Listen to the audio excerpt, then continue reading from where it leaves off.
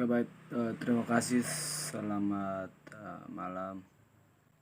Perkenalkan, nama lengkap saya Francisco Titus Lebih Paula Sartukan, mahasiswa Fakultas Ilmu Sosial Ilmu Politik, Prodi Sosiologi Undana, semester 7, NIM 1703030044. Pada video kali ini saya akan membahas tentang kolektivitas dan kekuatan di internet.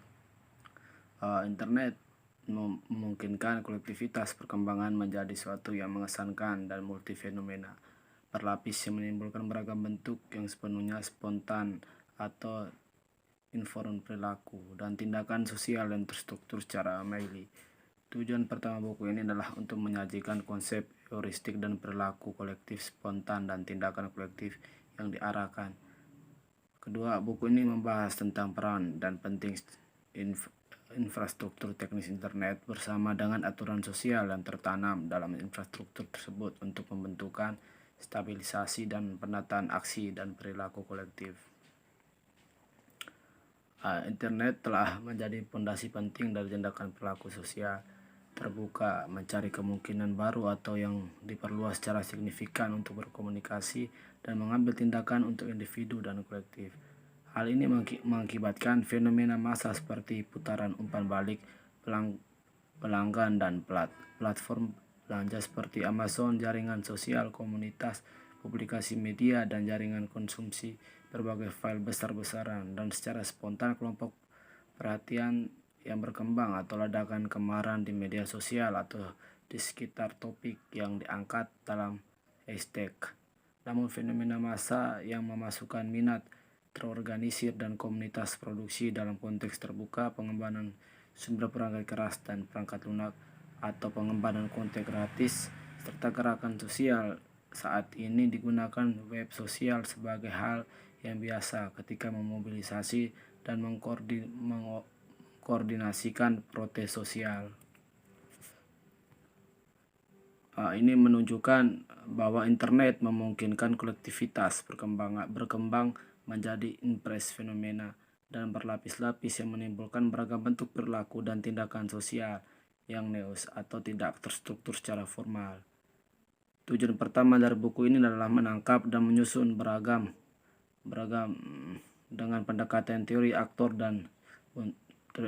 dan untuk itu dasar menyajikan konsep heuristik tentang perilaku kolektif yang spontan dan terarah aksi kolektif di era digital. Namun selain spontanitas dan jaringan yang melonggar, kolektivitas tidak pernah muncul begitu saja.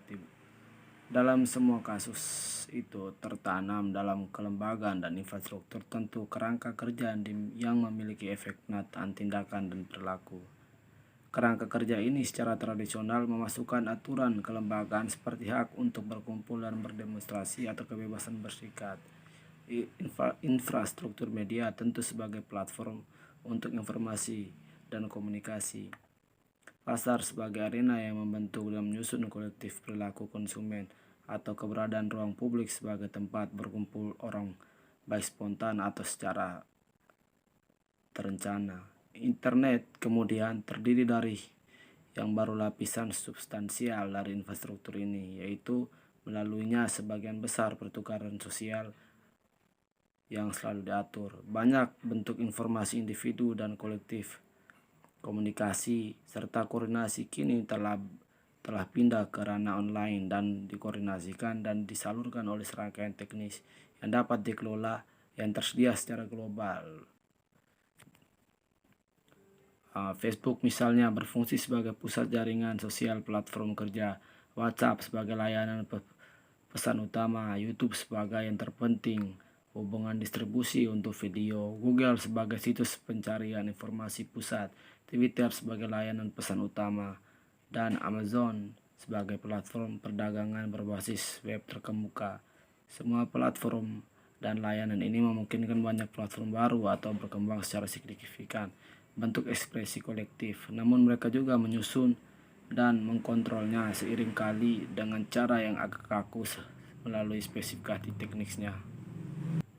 Dalam pembahasan ini akan berfokus pada bagian tepatnya ini terjadi dan membahas peran dan pentingnya infrastruktur teknis internet bersama dengan aturan sosial yang tertanam dalam infrastruktur tersebut untuk pembentukan, pemantapan, dan penataan kolektif tindakan dan perilaku. Platform dan infrastruktur utama saat ini sedang dikembangkan dan dioperasikan hanya oleh beberapa perusahaan teknologi global, terutama Google, Facebook, Amazon, dan Apple. Namun, selain mendominasi komputer utama pasar internet komersial, perusahaan-perusahaan ini juga berfungsi sebagai penjaga gerbang utama dan kurator pertukaran individu dan kolektif internet. Struktur pola komunikasi dan aktivitas penggunaan dengan jasanya, dan dengan melakukan itu memiliki kekuatan infrastruktur dan peraturan yang menjangkau jauh melampaui posisi ekonomi daftar. Dari yang pertama membahas tentang berbagai bentuk tindakan dan perilaku kolektif di internet.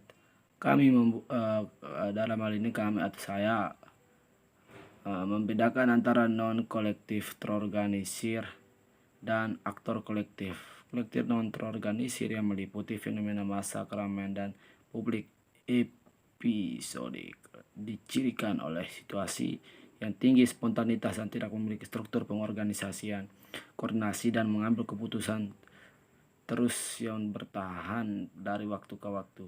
Karena alasan ini mereka tidak dianggap independen, aktor sosial, dan sebaliknya merupakan bentuk perilaku kolektif yang mudah komunikasi kepentingan dan produksi serta gerakan sosial.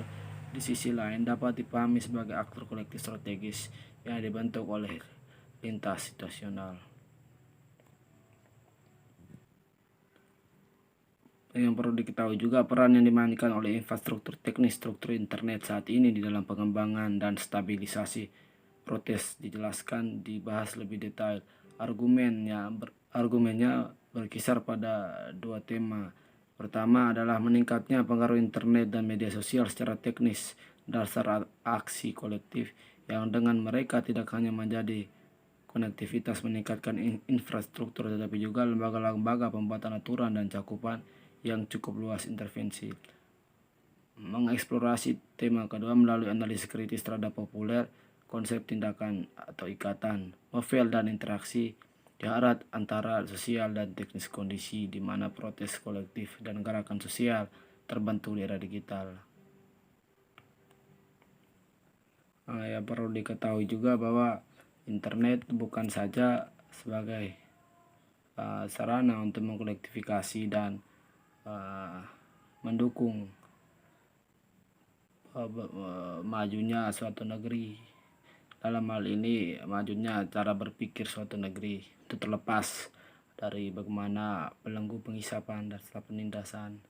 Melainkan internet hari ini itu digunakan sebagai sarana atau media propaganda yang terus dilakukan oleh kekuatan-kekuatan imperialis atau negara-negara berkembang di bawah pimpinan Amerika Serikat hari ini. Bahwa internet hari ini itu sudah dijadikan sebagai media atau instrumen untuk kemudian memasarkan berbagai produk-produk diakibatkan dari kelimpahan krisis overproduksi atau kelebihan barang yang telah terjadi hari ini. Bagaimana juga Amerika imperialis terus mempropagandakan berbagai kebudayaan yang kemudian dapat menghancurkan kolektivitas tersebut.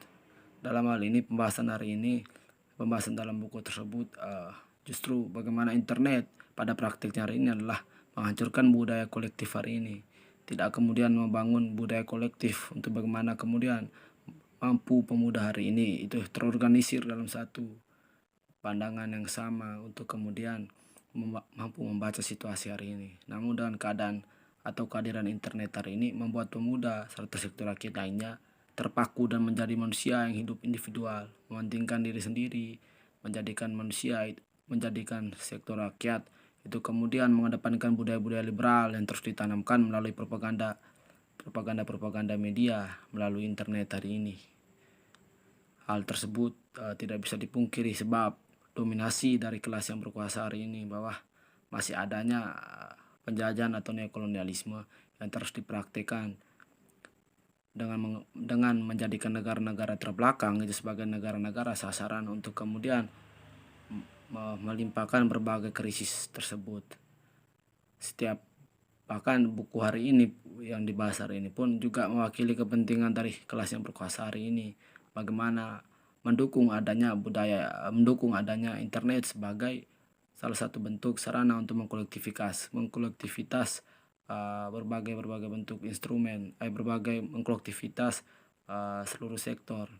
Hal ini kan kalau kita melihat pada praktis internet hari ini itu menjauhkan setiap pemuda, setiap rakyat dari keadaan objektif hari ini. Mungkin singkat dari penjelasan saya. Terima kasih.